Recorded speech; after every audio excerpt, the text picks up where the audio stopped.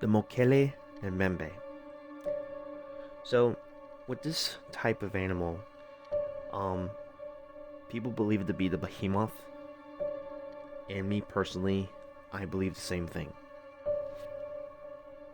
Mainly because of the description and its habitat that it's in. There's two names I know this thing went under: Mokele Mbembe and Django Nini. This type of creature has been spotted in the Congo jungles of Africa. Okay? Which makes a perfect hiding place for something like this. Now, I personally believe this to be the behemoth according to Job chapter 40, for this very reason. We're going to get into that in a little bit. People say this was an elephant, others say it was a hippo, but here's the problem I have with the elephant, the hippo, and including the rhinoceros. Yes, they try to say that the rhino was the biblical behemoth, but it doesn't fit the description. And we're going to see that in a minute. So we turn to Job chapter 40, verse 10. So this is with Geneva. So with your translation, whatever you want, you may use. A lot of them will have started at verse 15, but for Geneva, it's at verse 10. And it says this: Behold now, Behemoth, whom I made with thee, which eateth grass as an ox. Behold now, his strength is in the loins, and his force is in the navel of his belly. When he taketh pleasure, his tail is like a cedar. The sinews of his stones are wrapped together. His bones are like staves of brass, and his small bones are like staves of iron. He is the chief of the ways of God. He that made him will make his sword to approach unto him. Surely the mountains bring him forth grass. Where all the beasts of the field play. Lieth he under the trees in the covert of the reed and fens. Can the trees cover him with their shadow? Or can the willows of the river compass him about? Behold, he spoileth the river. He hasteth not. He trutteth. This is hard to talk about. I'm sorry, it's like hard to even pronounce these words. That he can draw up Jordan into his mouth. He taketh it with his eyes, and trutteth his nose through whatsoever meeteth him. One part right there, it does sound like an elephant. But here's the thing: when I think of the description of the behemoth, to me it sounds more like the Mokele Mbembe. Now, could this be an elephant? It possibly can. It possibly can. But who knows? But the one thing I find very interesting is with Geneva, since it has the Apocrypha, when you go to the book of Maccabees, it uses the word elephant. So I think there's a difference between behemoth and elephant. Personally, I think that, but I could be wrong. So the funny thing about this creature is this thing's been spotted for, I don't want to say like hundreds of years, but these people who live in the Congo jungle, right? They have no reason to lie. And here's why I say that. These people are completely isolated from the outside world. They have no computers. They have no TV. They have no radio. They don't have stuff like that. They have no reason to lie about that. And they can easily tell the difference between what animals which out in the wilderness. Excuse me, sorry about that. So these people have literally no reason to lie. This creature has also been said to be very territorial, okay? And it resembles a typical depiction of a long-necked sauropod dinosaur.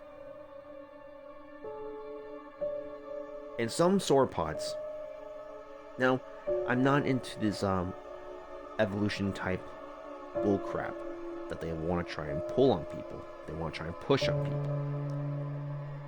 I'm not into that, and I never will be into that. This is why it's important to have the Bible handy when it comes to certain things like this. Very important. So there's been reports this thing has been said to be very territorial. I don't know there's any other recent reports. Now there are photos of this kind of creature, but do be warned, there's very few because this thing likes to hide either in the trees, in other words it goes into the forest to hide, or it'll go underneath the water. And apparently the water is where it likes to be in.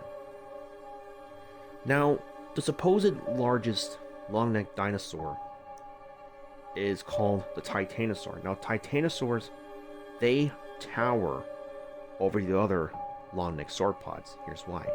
If I'm correct, Titanosaur was able to grow up to be at least 140 to 160 feet height, if I'm not mistaken. While the biggest one that we're aware of, more commonly, the Brachiosaur, goes up to 120 to 130 feet in height. So the Titanosaur makes these other long necks basically look like dwarfs compared to the Titanosaur. Please note, there's been depictions of what the Mokele Mbembe looks like by some people, but if you're living in the Congo, in the jungles of Africa, you'd probably be able to tell the difference of what's what. In some editions of the scriptures, some say that's talking about a hippo.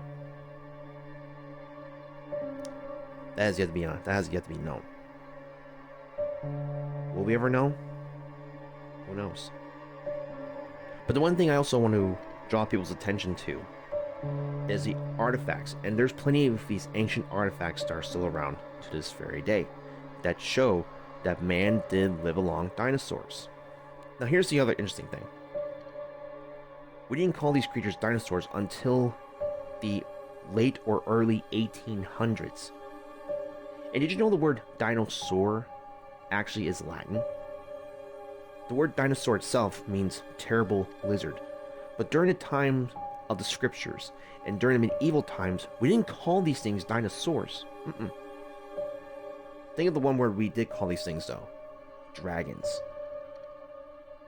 Why do you think knights would even tell stories about these things? Because they literally battle these creatures. We even have cave drawings of these things. And carvings. And we even also have figurines. Ancient figurines of these beasts. And also on pottery. So this is why Ken Ham, in a sense, talks about these type of dinosaurs. And even though I don't agree with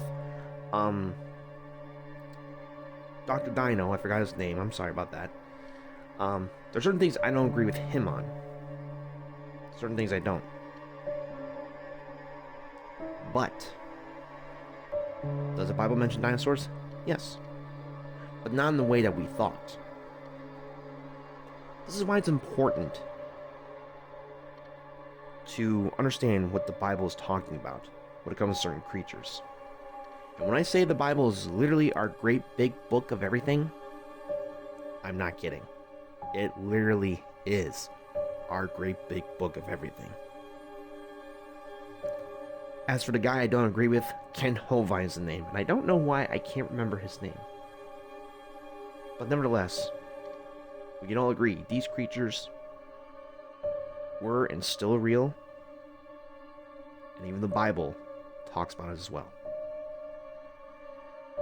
I advise you do your own research on this topic though. You never know what you may find, but make sure you pray before you get into the research. Have your Bible handy too. God bless you all, and I hope to see you in the next video.